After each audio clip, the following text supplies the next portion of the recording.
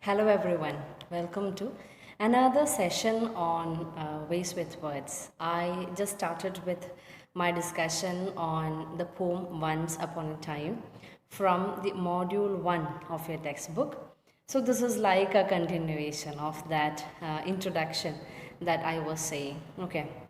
I have told you to put text into the context. Okay, it is not the literal meaning of the text that actually conveys that matters. You have to read the text beyond or between the lines. You have to read the text. So that is what I have told you in my first session. So it's like a continuation of that. Okay, we are trying to place the text into the context.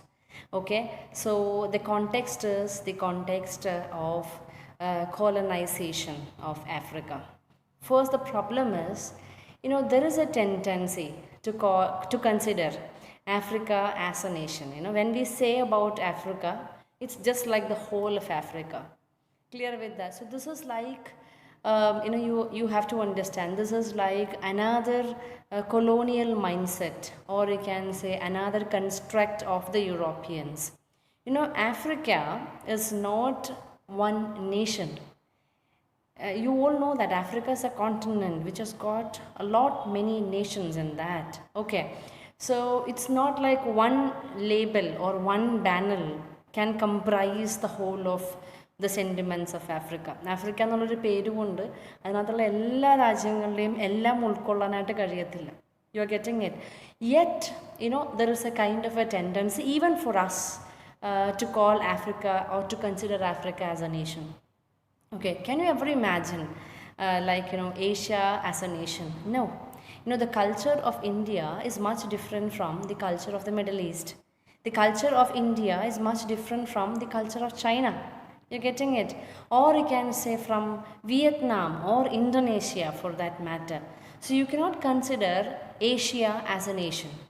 But there is a tendency to consider what Africa as a nation. But Africa is not a nation. You're getting it? Has got so many different sentiments in that. Okay, means in the name of nations.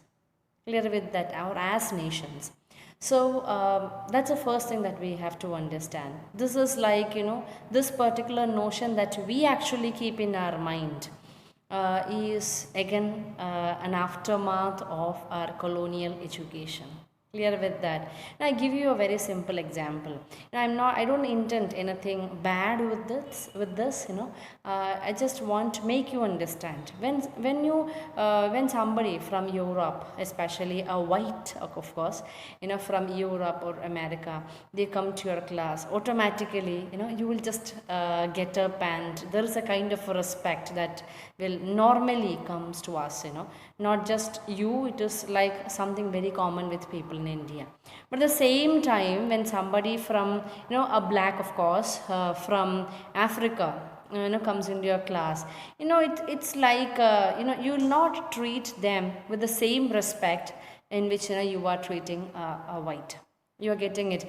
There is a kind of a mindset that we have developed through our colonial education, to treat everything from the West as the best.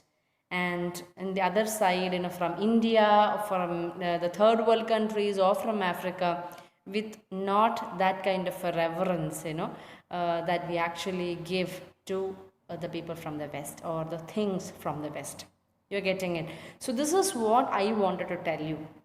And through the poem, Gabriel Okara is asking everyone, he is in fact addressing his son and thereby to every son of Africa.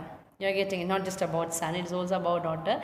Basically, it's an attempt to address every person from Africa and telling them, like, if at all we boast right now of our colonial legacy, he's telling his the next generation that if at all we believe that, what all things that we have acquired through our colonial legacy is good, okay, it's high time to look back and to go back to the lost innocence of Africa. Africa was once an innocent nation. And with the arrival of the Europeans, with the arrival of the colonizers to Africa, Africa has lost its innocence.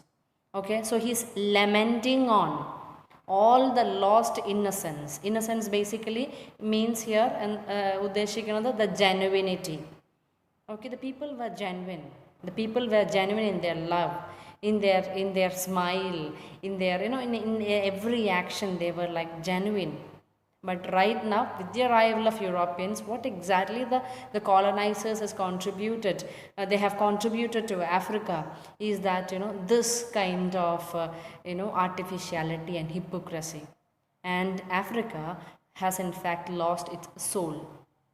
Clear with that? So it's purely a sense of what? A sense of pride, or you can say sense of that being an African that pops up in the poem. Clear with that? We were best, we were good, at least at one point in history. And right now, what we think is good now is not really good. ഇന്ന് നമ്മൾ നല്ലതാണ് എന്ന് വിചാരിക്കണതൊന്നും നമ്മുടെ നന്മയ്ക്കല്ല, അല്ലെങ്കിൽ നമ്മുടെ നല്ലതല്ല. നമ്മൾ പണ്ട് നല്ലവരായിരുന്നു എന്നാണ് പോയിട്ട് പറഞ്ഞു വെക്കുന്നത്. I hope I am clear with that. So this is the general sentiment, you can say, okay, of the poem. Okay, so yes, we'll start the poem from the next class. Thank you and God bless.